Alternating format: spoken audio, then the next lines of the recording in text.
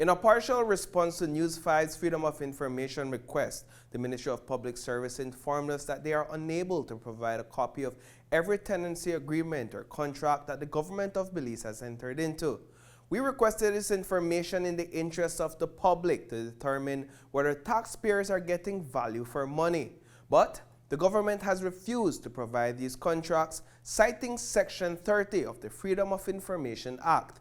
This section states that a document is exempt if its disclosure would be contrary to the public interest because it would have substantial adverse effects on the national economy.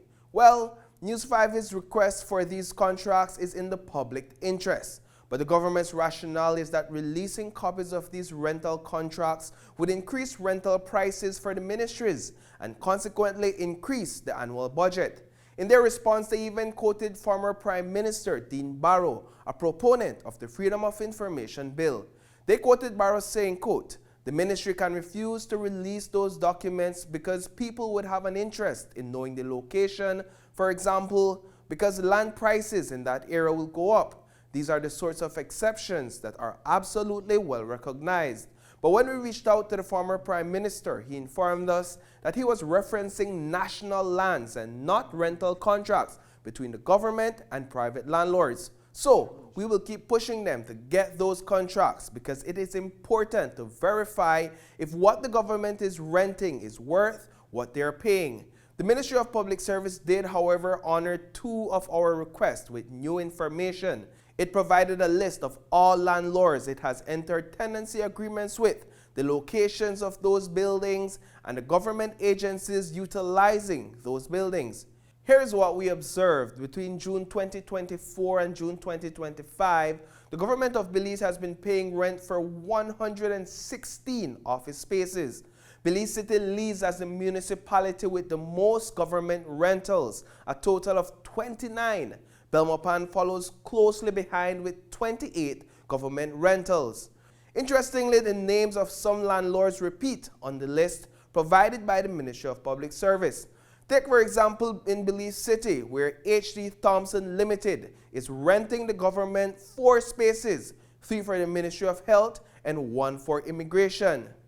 Dinesh Bojwani shows up twice for rental spaces on Regent Street, while Victor Awe appears 2 times for 3 floors on North Front Street. In Belmopan, the government is renting 3 separate spaces from Fook William Tam, while Guy Vabadi's name shows up twice on the list for rental spaces in that city. Of equal note is the fact that the National Security Directorate is renting property in Belmopan from former Ambassador Alexis Rosado.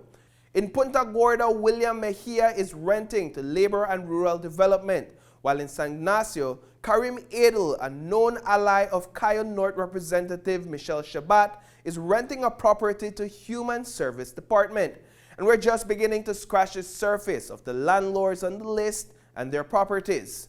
Now, when it comes to a breakdown of the ministries and departments with the most tenancy agreements, the Elections and Boundaries Department takes the lead. It occupies 12 rental spaces across the country. The Post Office comes closely behind, occupying 8 rental spaces. The Ministry of Rural Transformation, Community Development, Labor, and Local Government rounds up the top 3. But again, are Belizean taxpayers getting bang for their buck? One of the primary ways to determine that is through those tenancy contracts that the Ministry of Public Service, upon the advice of the Attorney General, has declared exempt documents. Reporting for News 5, I am Paul Lopez.